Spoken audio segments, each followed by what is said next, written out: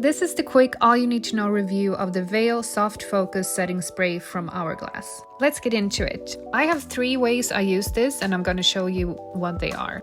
For me, a flawless, hydrated and glowy makeup base is super important.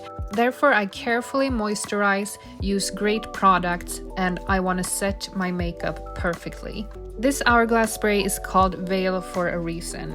In my opinion, it feels almost like a real-life filter when you use it. The first way I use this is applying it on my beauty blender when I apply my foundation. The second is on my brushes when I use eyeshadow. This is to give the eyeshadow a more beautiful and hydrated look and not powdery. When I'm done with a full face of makeup, I always set it with a few sprays. This is an award-winning setting spray for a reason. The sprays are super light. Words that come to mind are dewy, flawless, and blended.